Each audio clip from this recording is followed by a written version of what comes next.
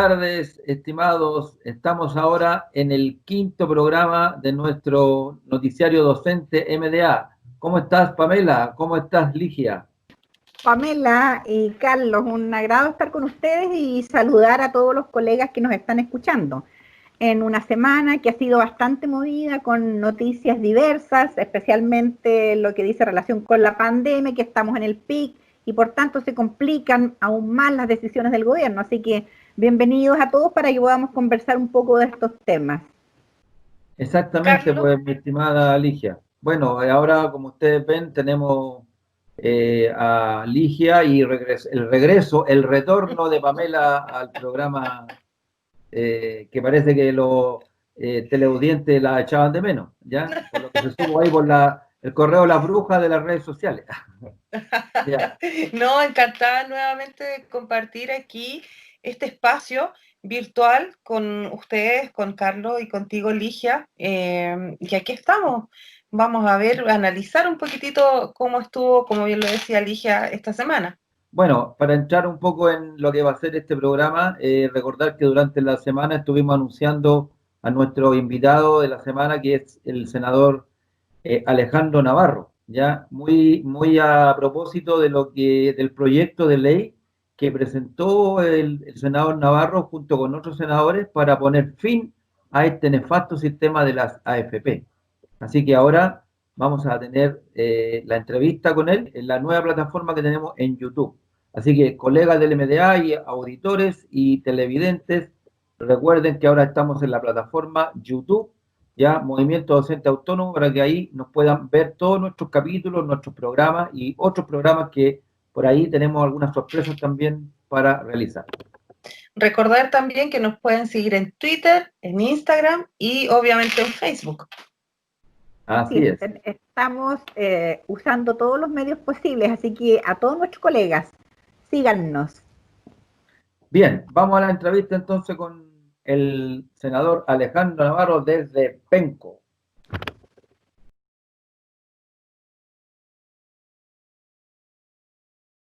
Bien, muy buenas tardes. Estamos en un nuevo programa del Movimiento Docente Autónomo y en esta ocasión, como lo anunciamos durante la semana, tenemos la presencia del senador Alejandro Navarro. ¿Cómo está, Alejandro? Carlos, buenas tardes, bien, a disposición, acá desde Penco, región del Biobío, una tarde bastante fría, aquí muy cerca de la costa del puerto de Penco. Bueno, utilizando esta plataforma tenemos la posibilidad de tratar de romper un poco el cerco comunicacional, que ya sabemos, ¿no es cierto?, para que podamos entregar una visión de primera fuente de lo que ha significado, en primer lugar, la política y la estrategia del gobierno, ¿no es cierto?, respecto a esta crisis sanitaria y también, en especial, la labor que has realizado tú, un definitivo fin al sistema de pensiones, ¿no es cierto?, el decreto ley 3500. Mira, se inició una campaña brutal encabezada por el senador Andrés Alamán para desvirtuar, y Felipe Cas, para desvirtuar el proyecto de ley que presentáramos junto a la senadora Yasna Proboste, al senador Juan Ignacio Latorre, Alfonso de Urresti y la senadora Jimena Órdenes. Proyecto de ley que viene a asumir una realidad cruda. Después de 39 años, las AFP, administradoras de fondos de pensión, de acuerdo a la OIT, Organización Internacional del Trabajo, informe número 63 de marzo del 2019, señala que han fracasado como experimento de ahorro forzoso en Chile y que recomienda la instauración de una institucionalidad de resguardo previsional de carácter solidaria. Cabe recordar, Carlos, de que el 97% del mundo, en el 97% del mundo no existen AFP, son libres de AFP. 9 países de un total de 195 hoy día sobreviven y Chile intenta liderar esa sobrevivencia. ¿Y esto por qué? Porque ha fracasado en la protección de la previsión en circunstancias que todos los chilenos lo saben. Carlos, ha ocurrido algo gravísimo. Las AFP han tenido pérdida superiores a los 25.000 millones y ya van en más de 50.000 millones de dólares. En concreto, frente a esta realidad que todo el mundo en Chile conoce, que hemos propuesto, hemos dicho hay que derogar el decreto 3.500, el decreto del año 81. Llegaron la AFP, José Piñera Echeñique. Jamás se ha perdido un solo peso de recursos de los trabajadores chilenos. Padre de esta criatura de las AFP, hermano del presidente, las impusieron a sangre y fuego, no hay otra alternativa. Tú no podías continuar en las cajas de previsión de la época, pero los nuevos trabajadores tenían una sola opción y siguen teniendo en Chile una opción de ahorro forzoso. Tanto es así de que hace un año le entregamos al sistema AFP 2.100.000 trabajadores de manera gratuita y obligada, todos los trabajadores en horario, los trabajadores independientes y todos los funcionarios públicos, incluyendo los municipales, gratis, sin ningún proceso de negociación con el sistema de AFP. Se los pusimos en bandeja, estamos trabajando para usted, sin ninguna posibilidad de reformar el sistema. ¿Y qué decimos entonces en este proyecto de ley? Derogas el 3.500, créase un sistema de pensión solidaria con 4 pensiones: la pensión básica universal, la pensión de vejez, la pensión de invalidez y la pensión de sobrevivencia. Esto será, y además agregamos un elemento clave: la pensión básica universal equivaldrá al salario mínimo garantizado. En este sistema de pensiones solidarias se establece un elemento nuevo sobre el cual mienten Alaman y Kast. Lo he escuchado hoy día en televisión a Felipe K. señalando que esto es una expropiación y señalando de que nos vamos a apropiar de los fondos de los trabajadores.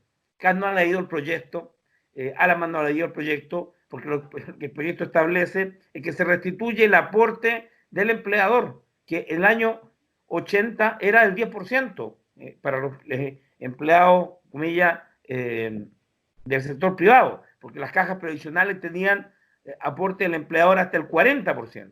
Nosotros decimos, habrá un aporte tripartito equivalente entre el trabajador, entre la empresa, el empleador y el Estado.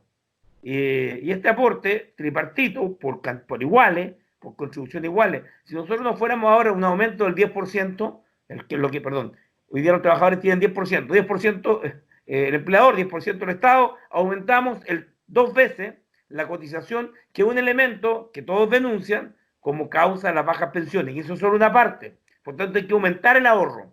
Se establece un bono de reconocimiento. Sigues teniendo tu propiedad privada sobre tus recursos que son tuyos. Tú tienes por tanto un bono de reconocimiento para irte al nuevo sistema. Tienes 100 millones, te vas con 100 millones y comienzas a recibir, por cierto, las nuevas cotizaciones correspondientes a un 10% del trabajador, 10% del empleador. Esperamos 10% del Estado, porque al final del día hay que financiar la pensión mínima garantizada equivalente al sueldo mínimo. Se crea un Fondo Nacional de Pensiones, establecemos un Instituto Nacional de Seguridad Social en Chile que reemplace a la Superintendencia de Pensiones, constituida dentro del Estado, y se crea este Fondo Nacional con una participación amplia que incluye a los trabajadores en la participación del manejo de sus recursos. Fondo Reserva Técnico. Mira, es un muy buen proyecto que ha sido, hoy día leía el Mercurio, desde el editorial del Mercurio, desde todos los que hablan, desde la Matei, la alcaldesa de Providencia, que se oponía tenazmente al sueldo mínimo cuando era senadora, nos enfrentamos muchas veces. Entonces, esta acusación de expropiación de los fondos de los trabajadores, yo digo, el proyecto de ley que permite sacar en esta pandemia el fondo de cesantía de los trabajadores, esa es expropiación, porque el Estado determina que esta crisis la paguen los trabajadores. Y sobre los hombres, de trabajadores y trabajadoras, está recayendo el costo de la crisis, porque es la plata de ellos, un solo peso, no puso ni un solo peso el gobierno. Y después del fondo solidario, que cuando se acabe hay que devolvérselo en 10 años en cuotas anuales al Ministerio de Hacienda, a la Dirección de Presupuestos, está en la ley. El fondo solidario después devuelve esa plata, es decir, 0 pesos, por eso que votamos en contra. Por eso que este Senado aparece hoy día con la institución más rechazada y repudiada, y tienen toda la razón, y asumimos que estamos dentro de eso. Y te agradezco la posibilidad de conversar para poder también dar claridad sobre aquello. Este es el proyecto que hemos presentado, simple, solo explicar de que Alemania, Suecia, Estados Unidos, Dinamarca, Australia, Canadá no tienen este sistema. O sea, los países desarrollados del mundo, los países ricos del mundo. Chile está en la OCDE, solo 2 países de la OCDE tienen un sistema similar, y Chile es el país más desigual de la OCDE, tiene los índices de desigualdad mayores, y por tanto uno de los elementos de redistribución de la riqueza y de mayor igualdad está por un sistema de pensiones que va a irse complejizando cada día más, porque hoy día son 3 millones de adultos mayores, para el 2050 vamos a ser cercanos a 6 millones de adultos mayores, y por tanto tenemos que tener un sistema capaz de ahorrar y trabajar solo para el objetivo del bienestar social y no para rentabilizar los mercados financieros.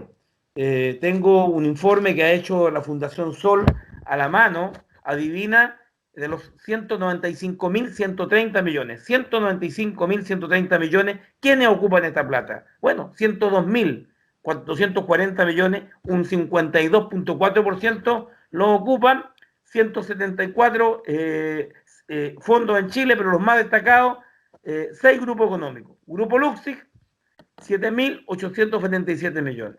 Sayé, 6.483. Said, 5.509. Yarur, 5.164. Mate, 4.731. Y Solari, Falabella, 2.274.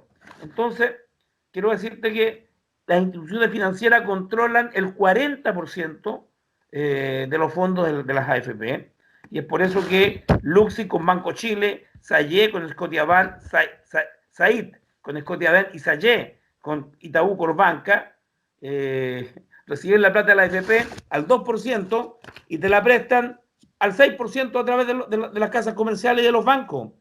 Casas comerciales que no tienen ningún control y que llegan a pagar hasta un 30% de interés anual. Entonces, esta batalla, Carlos, es extraordinariamente importante.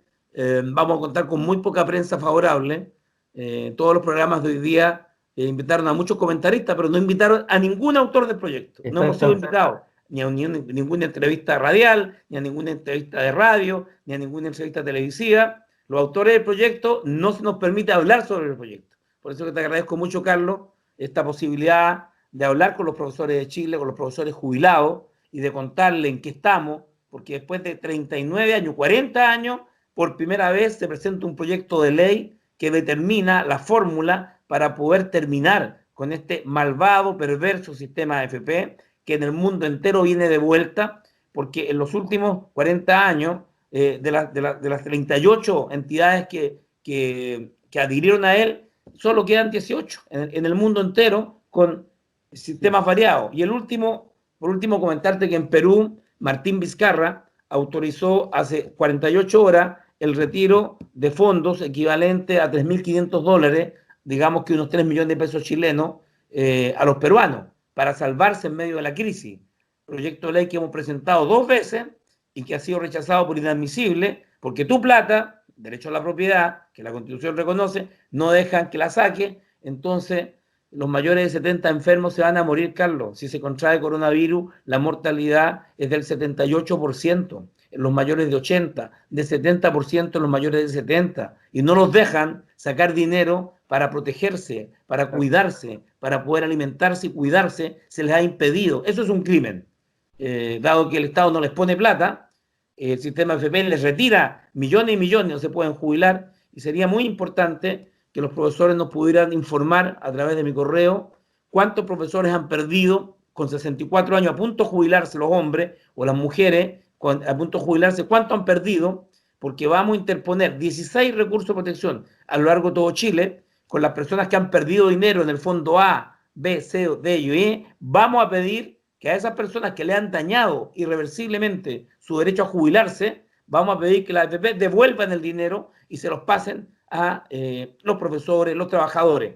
Necesitamos datos, informes, si tú lo pudieras hacer, Carlos, o todo el equipo en el cual tú participas, sería extraordinario. Sí. Interrúmpeme nomás, yo hablo mira, mucho. Dime. Sí, está bien. Oye, Alejandro, mira, te voy a dejar una pregunta para que en el otro bloque ya complementemos y hablemos un poquito de lo que es el tema de la política que está utilizando el gobierno respecto a esta crisis sanitaria.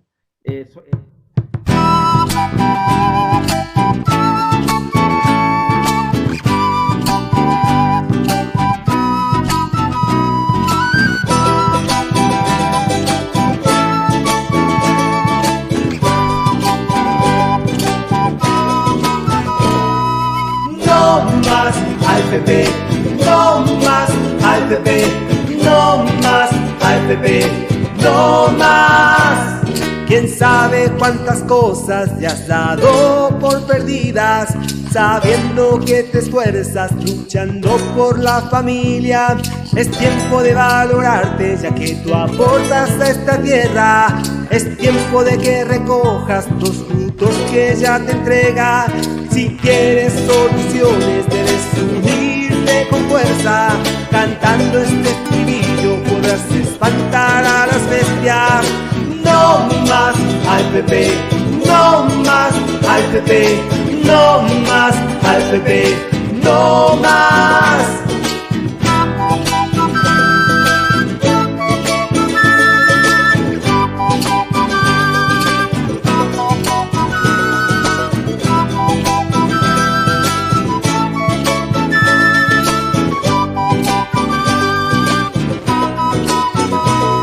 No basta con estar quieto y dejar que todo lo resuelva un grupo de senadores que legislan para empresas. Si quieres soluciones tienes que unirte con fuerza.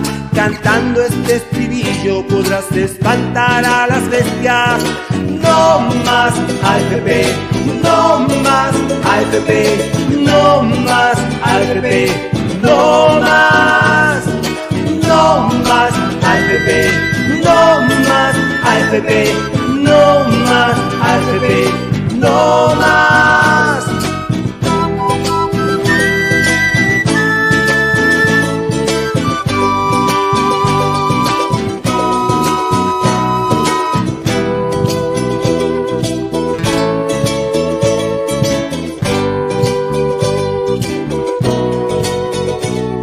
Es tiempo de valorarte, ya que tú aportas a esta tierra. Es tiempo de que recojas los frutos que ella te entrega. Si quieres soluciones, debes unirte con fuerza. Cantando este estribillo podrás espantar a las bestias. No más al PP, no más al PP, no más al PP, no más. No más al PP, no más al PP, no más al PP, no más.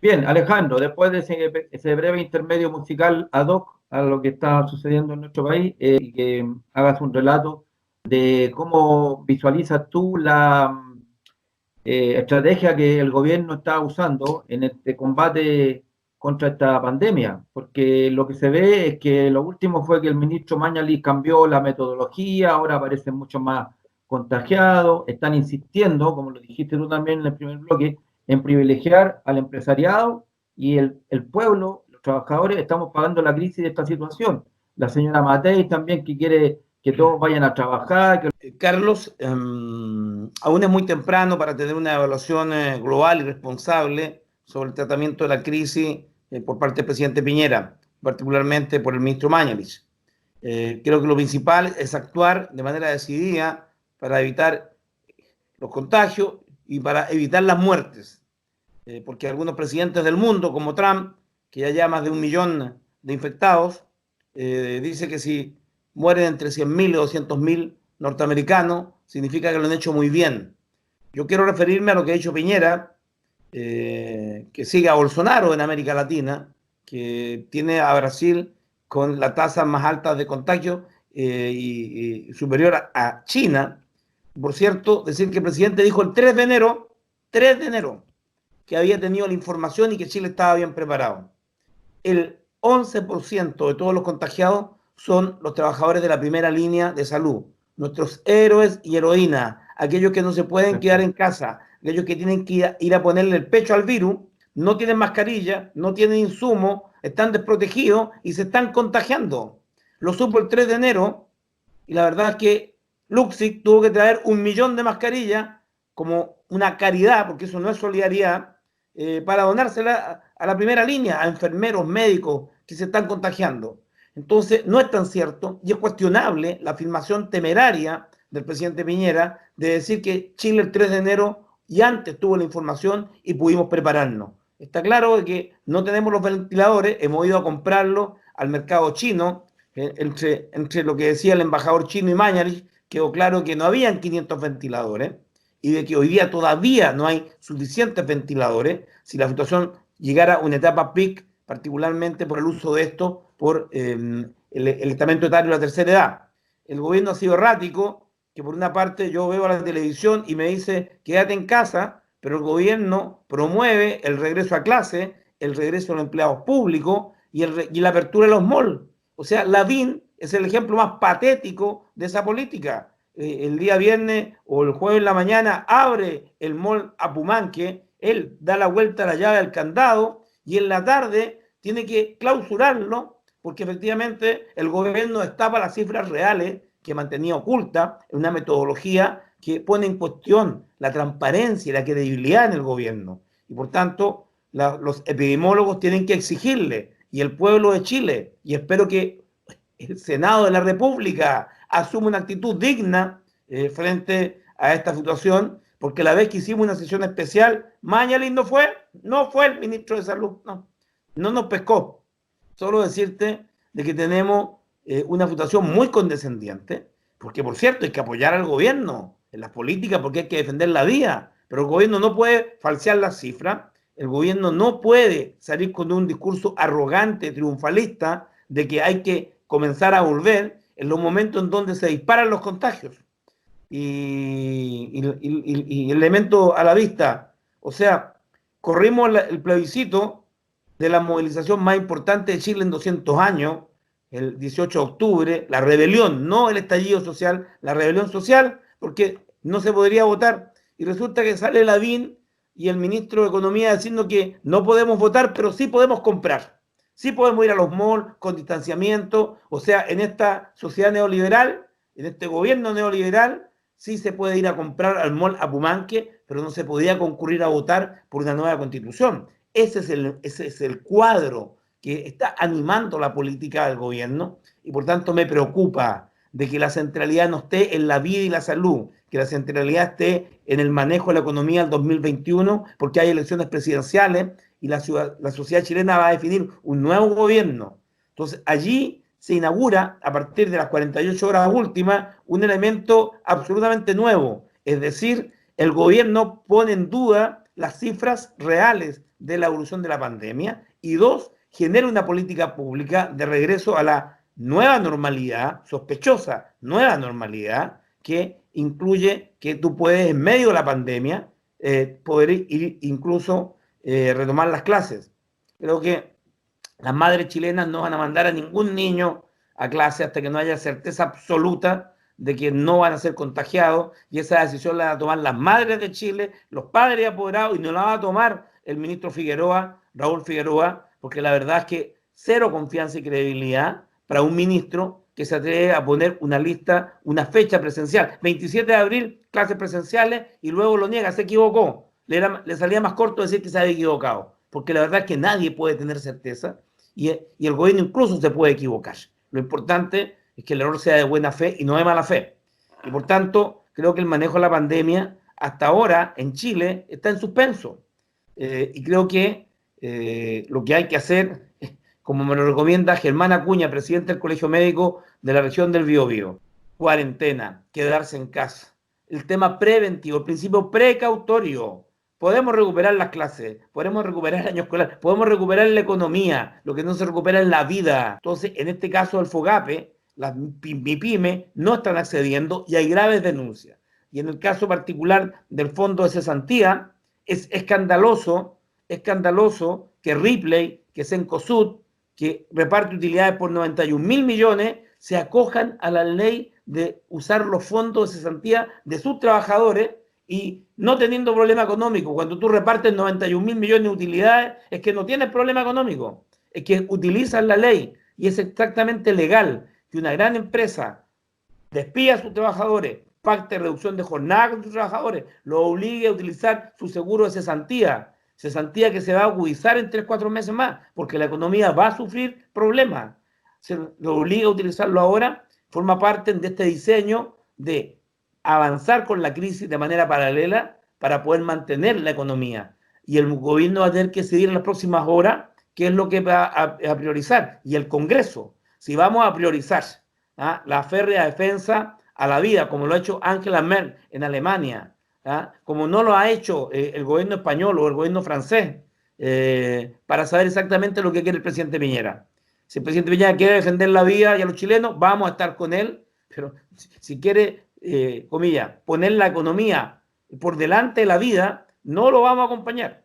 Yo creo que ese es el debate que se instala, Carlos, y los profesores, yo espero que estén muy atentos, porque va a venir una ofensiva dura de la llamada nueva normalidad, porque hay una campaña, ya la veo en los medios, ya mañana aparece sin mascarilla, aparece todo el mundo como hay que volver a la normalidad, es una campaña para que la gente piense de que es hora de volver. Yo me pondría mucha atención a los especialistas y al colegio médico para poder tomar decisiones acompañadas a los especialistas. Sí. Mira, la verdad es que me parece muy bien tu relato, porque como tú muy bien dices, aquí hay un bien superior que cautelar y obviamente no se trata tampoco de ser una oposición irresponsable.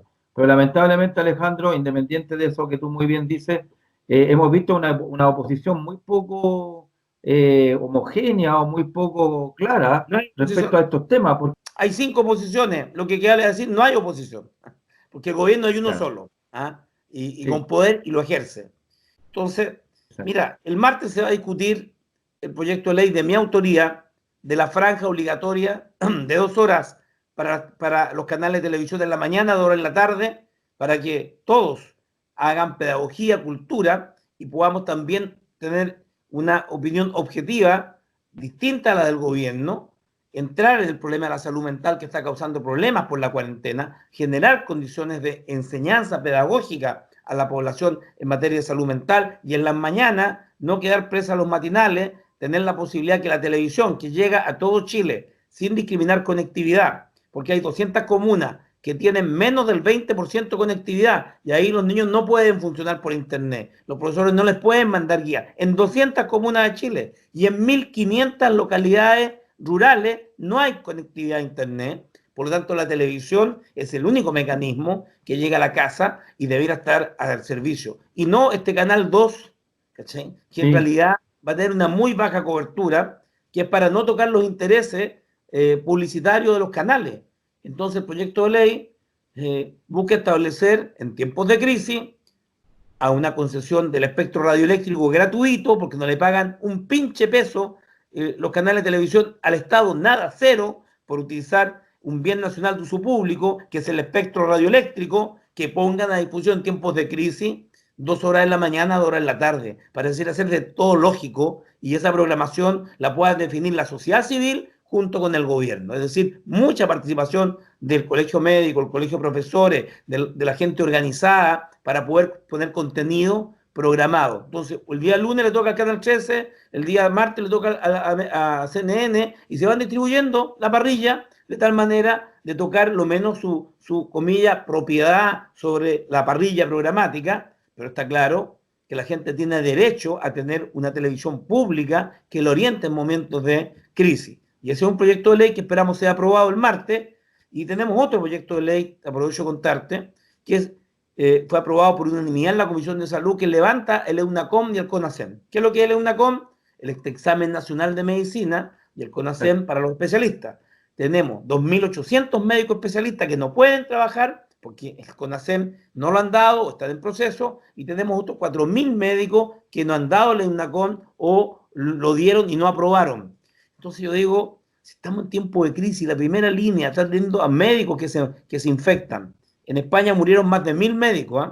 O sea, los médicos adultos mayores están en grave riesgo. Tenemos que poner a todos estos hombres y mujeres a disposición inmediata para ser contratados, para reemplazar a la primera línea agotada, y tenemos que liberarlos de que anden, que tengo que dar el examen, queremos que se concentren en la crisis.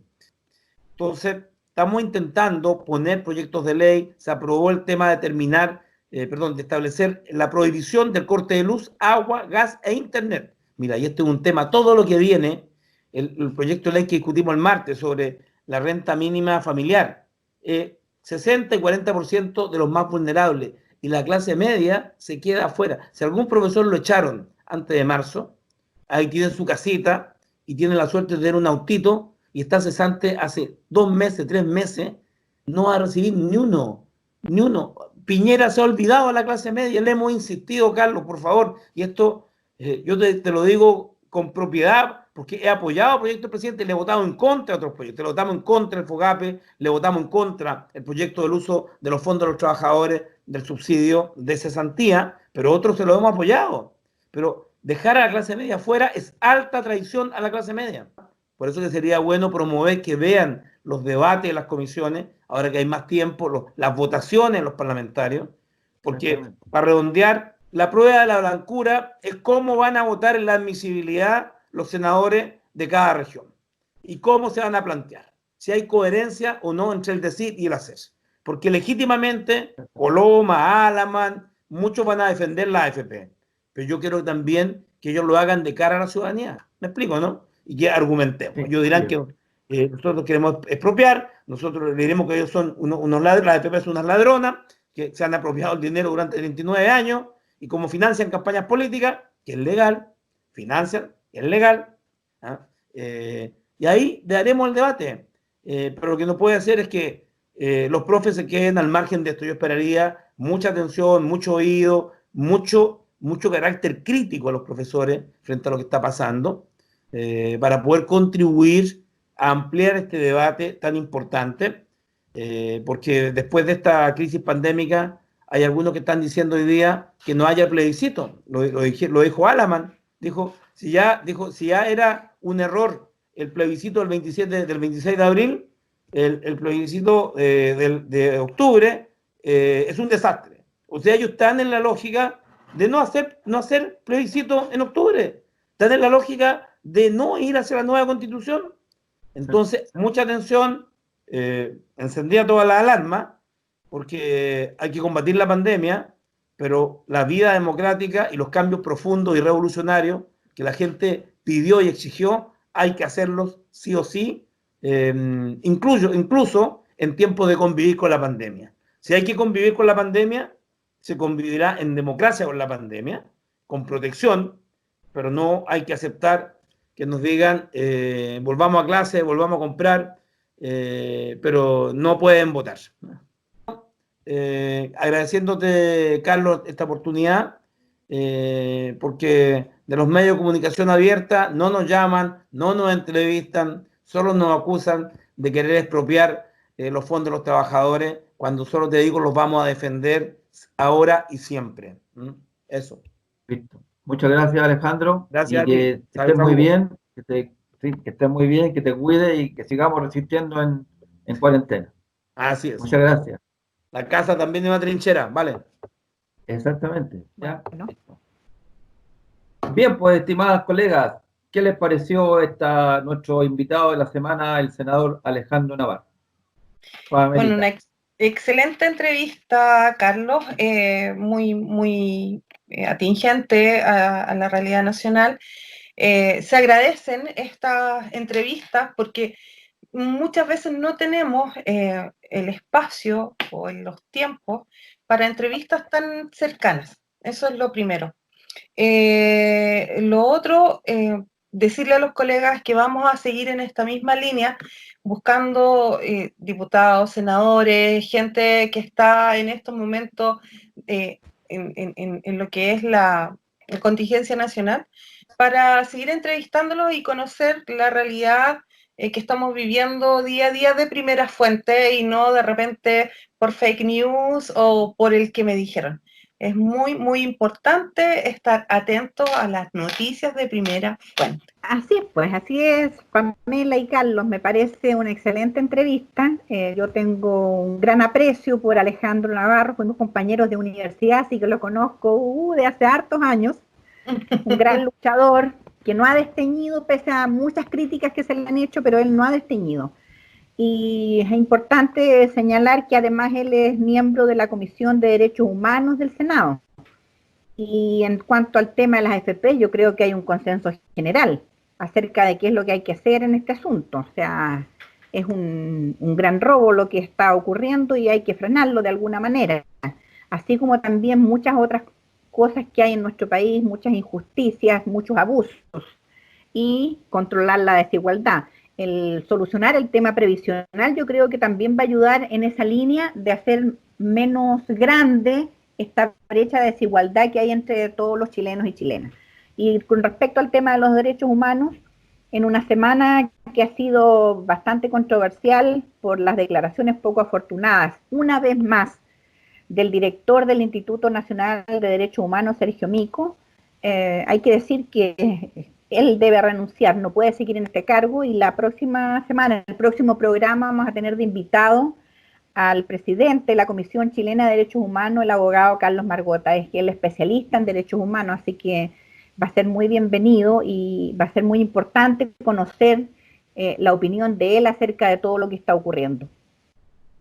Bien, pues. Ahora, como ustedes se dan cuenta, ya dimos la primicia que nos entrega Ligia para que ya, para el siguiente programa, que ya ha sido todo por esta vez. Se le agradece mucho su participación, ¿no es cierto? Y no se olviden de seguirnos en todas nuestras plataformas. Hasta la próxima. Abrazos a todos y cuídense, quédense en casa, la salud es lo primero. Así es, quédate en casa. Yo me cuido y te cuido a ti. Chao. Todos nos cuidamos. Chao.